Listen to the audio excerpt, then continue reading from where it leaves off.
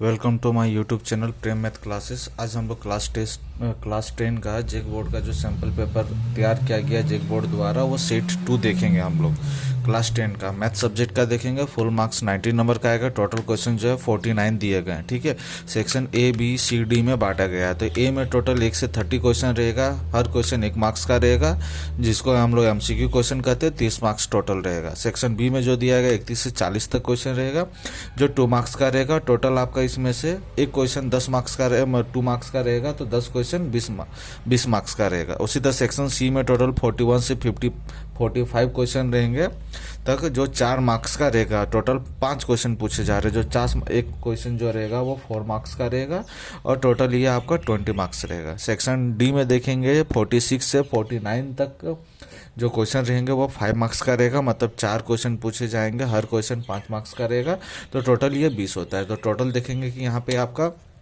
90 total marks हो गया। अभी हम लोग सेक्शन ए और बी को हम लोग क्लियर करेंगे। ठीक है, और टाइम रहा तो सेक्शन सी और डी भी करेंगे, नहीं तो फिर नेक्स्ट वीडियो में करेंगे। तो अभी सेक्शन ए और बी को हम लोग क्लियर कर देते हैं। ये देखते हैं। सेक्शन ए में देखते हैं। फर्स्ट क्वेश्चन जो दिया है, निम्नलिखित में से कौन 140 का एक अभाज्य गुणनखंड है। सेट में आपका सॉल्व करके नहीं दिया हुआ है, वहाँ 4 ऑप्शन दिया हुआ है, 4 में से कोई एक आपको टिक लगाना। बट हम आपको यहाँ सॉल्व करके दिखा दे रहे हैं, वीडियो ज़्यादा बड़ा बन जाएगा, इस वजह से पहले सॉल्व किया हुआ, बस मैं आपको इसे एक्सप्लेन कर देता हूँ। तो देखिए यहाँ पे बोला गया है कि अभाज्य गुणनखंड है। अभाज्य गुणनखंड का मतलब जैसे कि यहाँ 140 दिया, तो 140 को हम लोग 2 का पहाड़ा से डिवाइड किए 70 आए, फिर 2 से डिवाइड किए तो यहाँ पे 70 को तो 35 आए, फिर 5 का पहाड़ा में 35 7 बार में आता है, 7 का पहाड़ा में 7 1 बार में आता है। तो 140 को हम लोग यहाँ 2 2 5 7 बचा, उसको लिख दिया। बट यहाँ पे देखिए 2 को 2 है, इसलिए 2 का पावर 2 दे दिए, 5 गुना 7, और ये हो गया 1 नंबर का आंसर। उसी तरह सेकेंड नंबर देखेंगे, यहाँ पे दिया y equal to p x का ग्राफ दिया गया। इसमें बहुपद पी एक्स के शून्य को की संख्या ज्ञात करना है, की संख्या ज्ञात करना है। तो देखेंगे कि ये जो है एक्स एक्सिस बोलते हैं इसको, सोया वाला लाइन को, और खड़ा वाला लाइन को वाई एक्सिस। तो यहाँ पे शून्यकों की संख्या जो निकालना है, सबसे पहले एक्स एक्सिस में देखेंगे कि ये जो लाइन है वो कितना बार टच किया है। यहाँ देखिए 1 बार टच किया है, और एक यहाँ पर भी टच किया, या तो टच करे या फिर क्रॉस करे, जितना बार करेगा। तो देखेंगे हम यहाँ पे एक जगह पे किया हुआ और यहाँ एक जगह पे, इसलिए शून्यकों की संख्या यह 2 हो गया। पूरा 100% गारंटी है कि इस तरह का एक क्वेश्चन एग्जाम में दिया जाएगा, और सबसे आसान है, बस देखना है एक्स वाला लाइन पे कितना बार टच किया है, जितना बार टच किया रहेगा उतना यहाँ पे आंसर लिख देना है। अब बहुपद दिया हुआ है एक्स स्क्वायर माइनस 3 के शून्य क्या है। तो बहुपद का शून्य ज्ञात करना मतलब एक्स का वैल्यू निकालना है। तो एक्स स्क्वायर माइनस 3 बराबर 0 है। ठीक है, तो एक्स स्क्वायर इक्वल टू हम लोग -3 है, साइड चेंज करेंगे तो इधर 3 आ जाएगा, और स्क्वायर हटेगा तो यहाँ रूट चढ़ता है, रूट के साथ प्लस माइनस लगता है, और एक बार लिखेंगे +√3, एक बार लिखेंगे -√3। इसको हम लोग एक तरीके से और बना सकते हैं। देखिए, जैसे यहाँ लिखेंगे हम लोग एक्स स्क्वायर माइनस √3 का होल स्क्वायर। जैसे यहाँ पे 3 था, तो 3 को हम लोग √3 का स्क्वायर कर दिया। हम लोग एक फार्मूला पढ़े हैं a+b और a-b, ये फार्मूला है a+b और a-b। ये फार्मूला कब लगता है, जब होता है a square minus b square. तो हम लोग यहाँ कर सकते हैं x माइनस √3, और यहाँ लिख सकते हैं x प्लस √3। तो इधर हो जाएगा इक्वल टू दे करके 0, तो x माइनस √3 बराबर 0, तो x इक्वल टू हो जाएगा √3। उसी तरह से यहाँ दिया हुआ है x प्लस √3 बराबर 0, तो x इक्वल टू हो जाएगा -√3। तो x इक्वल टू आ गया √3 और -√3। ये आंसर। आपको ये अच्छा लगता है तो इसको फॉलो करिए, अगर ये अच्छा लगता है तो इसे फॉलो करिए। अब नेक्स्ट क्वेश्चन देखते हैं। नेक्स्ट क्वेश्चन देखते हैं। लिखा हुआ है निम्नलिखित में से द्विघात समीकरण है। निम्नलिखित में से द्विघात समीकरण है, 4 ऑप्शन दिया रहेगा, तो 4 में से आपको चेक करना है बारीक बारीक से। द्विघात समीकरण किसको कहते हैं, तो वो देखते हैं। इस फॉर्म में रहना चाहिए ax² plus bx plus c equal to 0, मतलब यहाँ पे ये रहना चाहिए x का पावर 2। अगर x का पावर 2 नहीं रहा तो वह द्विघात समीकरण नहीं कहलाएगा। तो x का पावर 2 के लिए हमको क्या करना है, इससे अगर ज़्यादा भी रहा x का पावर 3, जैसे यहाँ x आगे x का पावर 3 दे देगा तो फिर वो गलत हो जाएगा। ठीक है, यही बड़ा रहना चाहिए और ये रहना चाहिए। तो हम लोग इस क्वेश्चन को देखते हैं। x माइनस 2 का होल स्क्वायर है, तो इसको तोड़ा गया है। a माइनस बी का whole square, a square minus 2ab plus b square.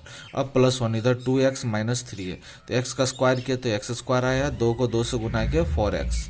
और 2 का स्क्वायर मतलब 2 दूनी 4 और +1 और इधर 2x - 3 रह गया। अब हम लोग देखेंगे यहाँ पे कि x स्क्वायर है, इधर जो था उस साइड को चेंज करके इधर ले आए तो 4x लिखाया है, बट देखिए यहाँ पे यह +2x इधर आएगा तो -2x, 4 + 1 यहाँ पे लिख दिया गया और -3 था, साइड चेंज करके इधर आ गया तो 3 हो गया। फिर 3 और 3 1 4 4 4 8 को जोड़ा, फिर माइनस और माइनस प्लस होता है लेकिन साइन रहेगा माइनस का, 4 और 2 6x, तो x स्क्वायर -6x + 8 = 0। देखिए ये जो है इस फॉर्म में आ गया, इसलिए यह s है और फर्स्ट ही नंबर से हमारा आंसर आ गया। अगर ये नहीं आता तो फिर सेकंड नंबर चेक करते, फिर थर्ड नंबर चेक करते, हमको इस फॉर्म में इसको लाना था। देखिए यहाँ पे x स्क्वायर है, x स्क्वायर है। अब नेक्स्ट दिया हुआ है ax स्क्वायर + bx + c = 0 के दो भिन्न वास्तविक मूल होते हैं। दो भिन्न वास्तविक मूल्य का मतलब दो भिन्न मतलब अलग अलग मूल्य। तो कब होता है, ये ऑप्शन में दिया रहेगा तो ये ऑप्शन आपका जो है b² - 4ac ये आंसर होगा। जैसे देखिए d का फॉर्मूला आता है, d को हम लोग विविक्ति कर कहते हैं, d = होता है b² - 4ac। तो अगर d आपका बड़ा होगा 0 से तो वह दो भिन्न हो जाएगा। अगर d बराबर होता है 0 से तो समान मूल होता है, अगर d आपका छोटा हो गया 0 से तो फिर उसका कोई मूल्य नहीं होगा, कोई आंसर नहीं है। मूल का मतलब x का वैल्यू आना चाहिए। ठीक है, अब 6 नंबर देखते हैं। समांतर श्रेणी 4, 10, 16, 22 ... का सारो अंतर ज्ञात करना है। ठीक है, तो ये हो गया A1, ये हो गया A2, ये हो गया A3, ये हो गया A4। सारो अंतर को हम लोग किसे डिनोट करते हैं तो इसको D से सूचित करते हैं। तो यहाँ D बराबर फार्मूला होता है A2 - A1, ये फार्मूला है। D को सारो अंतर बोलते हैं, A2 - A1। A2 यहाँ कितना है 10 और A1 कितना है 4, 10 में से 4 घटाएं तो 6, ये आंसर हो गया। अब 7 नंबर देखते हैं। यदि समांतर श्रेणी का प्रथम पद a = 10 है और सार्वंतर दिया हुआ है, यहाँ पे देखेंगे सार्वंतर दिया हुआ है d = 10, तो निकालना है हमको, तो तीसरा पद निकालना है। तो a बराबर दिया है 10 और सार्वंतर को हम लोग d बोलते हैं, d = 10 और a को हम लोग प्रथम पद कहते हैं। तो हमको तीसरा पद निकालना, तो तीसरा पद का फॉर्मूला होता है A3 = a + 2d। जैसे कि अगर दूसरा पद यहाँ दिया रहता तो हम लोग लिखते a + d और A3 दिया तो a + 2d। अगर यहाँ पे A4 निकालना रहता तो लिखते a + 3d। तो ये फार्मूला हो गया A3 का, A3 = a + 2d और a बराबर है 10 और 2 है तो 2 लिखे और d बराबर दिया हुआ 10, तो यहाँ हो गया 10 लिखे और 10 को 2 से गुना किया तो 20 आए, 20 + 2 कितना हो गया 30, ये आंसर। 8 नंबर tan 26 डिग्री और cot 64 डिग्री, इसका मान हमेशा 1 होता है। याद रखिएगा, अगर ये भी नहीं दिया रहेगा बट ऊपर नीचे रहेगा तो इसका मान हमेशा 1 होता है। ये देखते हैं, इसके लिए एक फार्मूला है। जैसे कि यहाँ पे लिखते हैं, हम लोग फार्मूला पढ़े हैं, tan 90 डिग्री - थीटा = होता है cot थीटा। उसी तरह से होता है cot 90 डिग्री - थीटा = होता है tan थीटा। ये हम फार्मूला जानते हैं। तो यहाँ पे tan 26 और cot 64 है, ऊपर नीचे हमको बराबर करना है। किस तरह से, तो इस तरह से देखिए ऊपर नीचे बराबर। तो कैसे आएगा, tan 26 से तो लिखेंगे tan 90 - थीटा और थीटा के जगह पे 64 है और नीचे का जो है उसे रहने दिया गया। तो tan 90 - थीटा बराबर होता है cot थीटा और cot थीटा यहाँ पे cot थीटा के जगह 64 है तो 64 है, जब दोनों मिल गया ऊपर नीचे तो कट गया एक बार में, तो ये हो गया आंसर।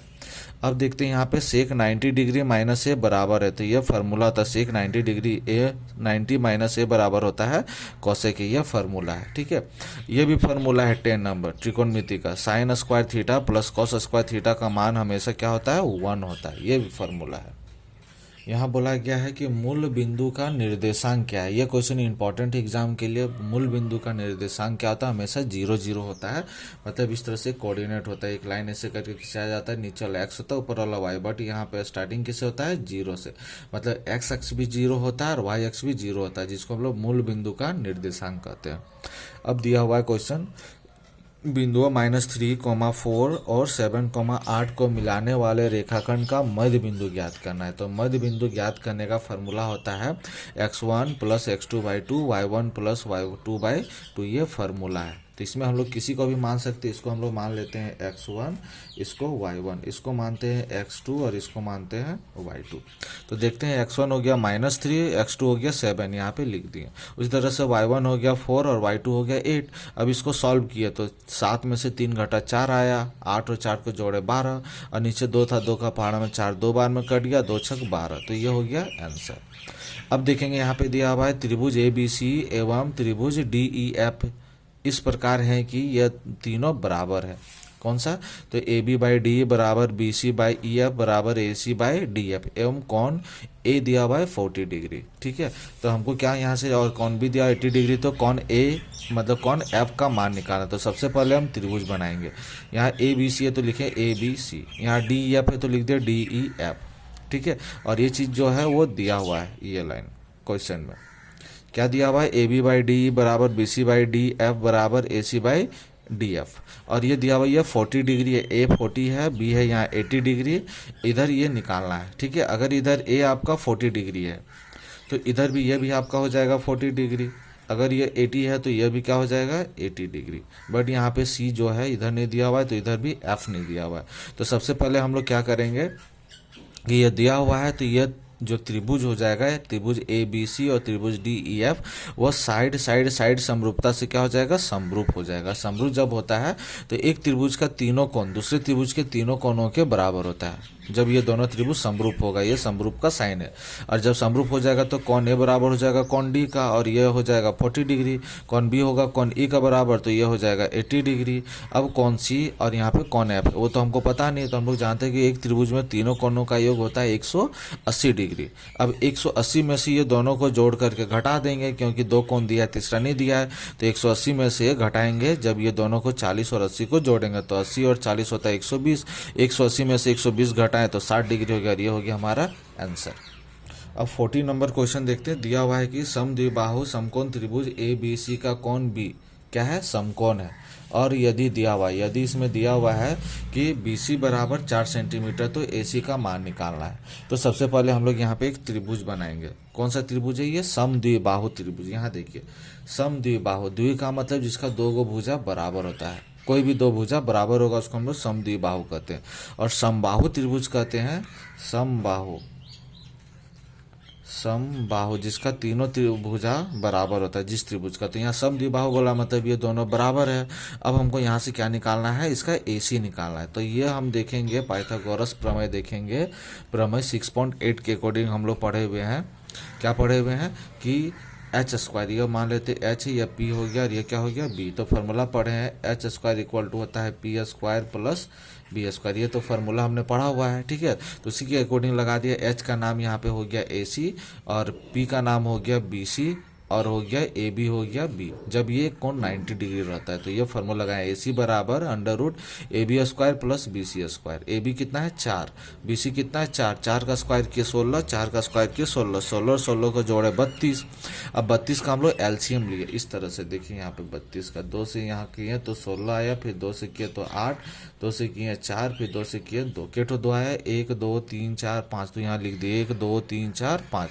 अब घर इसको हम लोग रूट बोलते हैं। रूट के अंदर अगर 2 ठो रहता है तो बाहर आया 1 ठो, 2 ठो है यहाँ 2 ठो है, ये 2 ठो है, बाहर आया तो 1 ठो, और 1 ठो यहाँ बच गया, रहने दिए। 2 को 2 से गुना के 4√2 सेंटीमीटर, ये हमारा आंसर है। घर के अंदर 2 ठो रहता है, बाहर आएगा 1 ठो, 2 ठो रहा बाहर आएगा 1 ठो, मतलब पेयर रहना चाहिए तब ये बाहर आता है।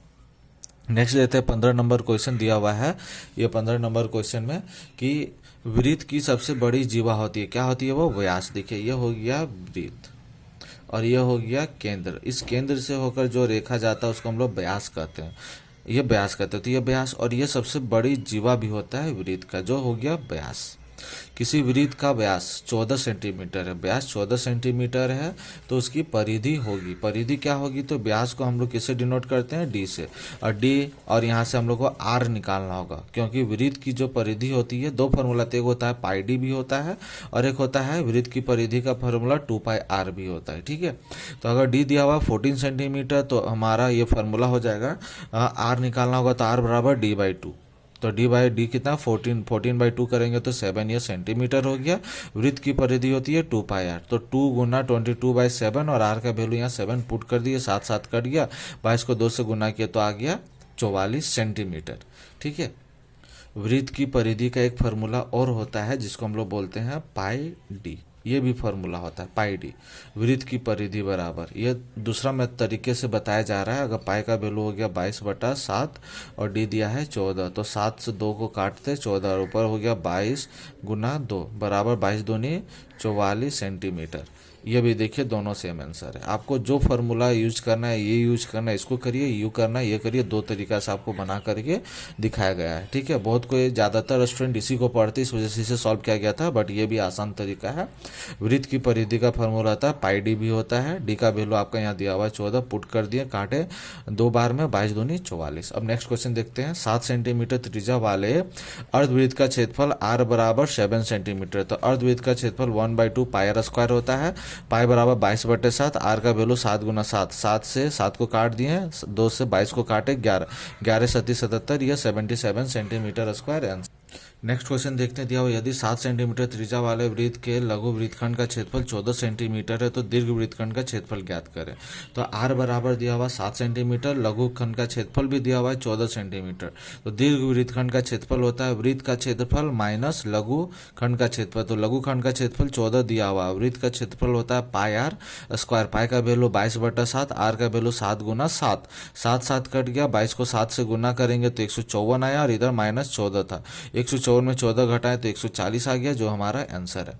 अब इसमें देखेंगे 19 नंबर में यह दिया हुआ है क्वेश्चन है और इसका बहुलक निकालना है। तो बहुलक कैसे निकालते हैं?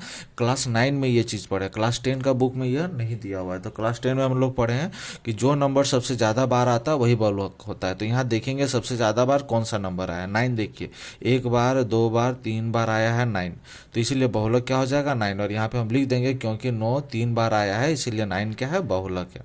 अब एक पासा फेंकने पर 5 आने की प्रायिकता। तो पासा जो होता है लुड्डू का गुट्टी को बोलते हैं। जो लुड्डू खेले होंगे आप, वो कितना नंबर होता है 1 2 3 4 5 6, तो टोटल 6 गो नंबर होता है। 1 2 3 4 5 6, तो नीचे लिख दिए 6। और 5 कितना है? तो एक गो नंबर है 5, इसीलिए 1/6, यह हो गया इसकी प्रायिकता। छोटा क्वेश्चन इस वजह से छोटे तरीके से बनाएंगे तो 1/6 आंसर। 6/15 का दशमलव प्रसार शांत है या अशांत, यह देखना, शांत या अशांत। तो हम लोग कैसे देखेंगे इसको? शांत या अशांत को देखेंगे कि 6/15, यह हमारा एक फार्मूला 2 का पावर n इंटू 5 का पावर n। मतलब जो नीचे है, नीचे या तो 2 रहे या फिर n रहे या फिर दोनों रहे तो वो शांत कहलाता है। दोनों में से कोई, इसके अलावा दोनों के अलावा और भी कोई रहता है तो वो अशांत कहलाता है। तो 6/15 है तो 15 का एलसीएम ले तो 3 गुना 5 आया, तो 3 से काटे, यह 2 बार में कट गया, तो ऊपर 2 नीचे कितना आ गया 5। देखिए यहाँ नीचे 5 दिया हुआ है इसीलिए यह शांत हो गया। अगर यहाँ पे नीचे ऊपर वाला को अंश कहते हैं, नीचे वाला को हर, अगर हर में 2 और 5 के अलावा कोई नंबर रहेगा तो वो अशांत कहलाता है। x और y चरों वाला व्यापक रैखिक समीकरण का रूप होता है, क्या होता है? ax + by + c, ये आंसर हो जाएगा। b² - 4ac को द्विघात समीकरण ax² + bx + c बराबर 0 में क्या कहते हैं? इसको विविक्तिकर कहते हैं। ये आपका जो है 21 नंबर से फिल इन द ब्लैंक्स, ये वाला फिल इन द ब्लैंक्स, खाली स्थान भरना है, तो इसको क्या कहते हैं? विविक्तिकर। अब देखेंगे यहाँ दिया हुआ sin a का व्युत्क्रम। sin a का क्या होता है व्युत्क्रम? cosec a होता है। हम लोग ये फार्मूला इस तरह से पढ़े होंगे, sin a बराबर 1/cosec a। अब देखेंगे बिंदु 2,5 की x अक्ष से दूरी, x अक्ष से दूरी कितना हो जाएगा 5। यह इस तरह से लाइन खींचा जाता है। यह नीचे वाला x हो गया x एक्सिस, ऊपर वाला हो गया y एक्सिस, तो यह 0 होता है। फिर 1 2 3 4 जाएंगे तो इसको हम लोग x बोलते हैं और y, x ये हो गया आपका 2, और ऐसे जाएंगे 2 3 4 5, यह 5। तो यहाँ से कितना दूरी पर है ये वाला? तो 2 से हम देखेंगे कि ये जो 5 है वो 5 की दूरी पर है। यहाँ से यहाँ तक की 5 डिस्टेंस तय करना पड़ता है, इसलिए 5 है। अब देखेंगे हम लोग 26 में सभी वर्ग क्या होते हैं? समरूप होते हैं। यह बहुत ही इंपॉर्टेंट क्वेश्चन है एग्जाम के लिए। एक वृत्त की अनंत स्पर्श रेखाएं हो सकती है। देखिए यह हो गया आपका वृत्त, अब वृत्त यह केंद्र हो गया। यह जो है वृत्त को यह छूता हुआ एक बिंदु पर केवल छूता, उसको हम लोग स्पर्श रेखा कहते हैं, और एक बिंदु पर छूता है उसको हम लोग स्पर्श बिंदु कहते हैं, और ये लाइन को हम लोग स्पर्श रेखा। तो इस वृत्त में जितना डॉट होगा उतनी स्पर्श रेखाएं होगी, तो हम लोग अनंत कर सकते, गिन नहीं सकते, इतना हो सकता है। इसीलिए एक वृत्त की अनंत स्पर्श रेखाएं होगी। आर त्रिज्या वाले वृत्त का क्षेत्रफल क्या होता है, पाई आर स्क्वायर। अब यदि दिया 3, 4, 5, 17, 5 का माध्य दिया हुआ है, माध्य 6, तो x निकालना है। तो ये हम लोग क्लास 10 में नहीं पढ़े हुए, क्लास 9 में पढ़े हैं। तो माध्य का फॉर्मूला होता है सभी परिच्छनों का योग बटे कुल संख्या। ऊपर में जितना नंबर है सबको जोड़ दिया गया और गिनेंगे 1, 2, 3, 4, 5 को वर्ड है इसलिए नीचे हम लोग लिखेंगे 5, और इधर जो है माध्य दिया हुआ है 6। तो इस जोड़े सब नंबर को तो 29 आया, और x को अलग रखेंगे, ठीक है। 29 प्लस x ने दिया 5, इसके साथ 6 के साथ क्रॉस मल्टीप्लाई होगा, मल्टीप्लाई होगा, तो 6 बचे यहाँ 30 हो गया, 29 प्लस x। तो अब ये जो 30 था और ये 29 था, 29 को साइड चेंज करके इधर ले आया, तो 30 में से 29 घटाएं तो 1 आया, ये हमारा आंसर हो गया। 30 नंबर देखेंगे हम लोग, दिया हुआ कि यदि ई एक निश्चित घटना हो तो इसकी प्रायिकता पीई क्या होगी, ठीक है। यह पी जो हो जाएगा, पी यह 1 हो जाएगा, यह आंसर हो जाएगा। अब आगे हम लोग देखते हैं क्वेश्चन नंबर 31 देखते हैं। 6 और 20 का अभाज्य गुणनखंड विधि द्वारा एचसीएफ ज्ञात करना है। तो अभाज्य गुणनखंड विधि ऐसे बोलते हैं, 6 का एलसीएम लिए 2, 3, 20 का भी एलसीएम लिया, 2 बार में 20 इस तरह से करके आया। अब देखेंगे 6 और 20 को, 6 का जो आया 2 गुना 3 गुना 1, 20 का लिखे 2, 2, 5। अब ऊपर और नीचे जो कॉमन मिलता है उसको हम लोग एचसीएफ कहते हैं। जैसे ऊपर में भी 2 है और नीचे में भी 2, इसलिए 2 लिखे, ऊपर में भी 1 है और नीचे भी 1 इसलिए 1 लिखे, 2 को 1 के साथ गुना किया तो यहाँ पे आ गया 2। अभी 31 क्वेश्चन तक सॉल्व करके दिखाया गया है, बाकी का जो क्वेश्चन वो अगले वीडियो में दिखाए जाएंगे, क्योंकि ये वीडियो काफ़ी बड़ा बन जाएगा, ठीक है। तो उम्मीद करते हैं कि ये वीडियो आपको पसंद आया हो, ठीक है। तो आप अगर इस चैनल में नए तो आप हमारे इस चैनल को सब्सक्राइब कर दीजिएगा, ठीक है। और अगर आपको ये वीडियो अच्छा लगता है तो दोस्तों के साथ शेयर भी करिएगा। आपको अगले पार्ट 2 वाले वीडियो में इसमें बताए जाएंगे आपको नेक्स्ट क्वेश्चन के बारे में। बाकी जो आपके 31 से लेकर के जो 49 क्वेश्चन तक है वो सॉल्व किए जाएंगे, क्योंकि अगर एक ही वीडियो में सॉल्व किया जाएगा तो ये काफ़ी बड़ा बनेगा। इसलिए जल्दी से चैनल को सब्सक्राइब कर दीजिए ताकि जो अगला हमारा वीडियो अपलोड होगा वो आपको दिख जाए।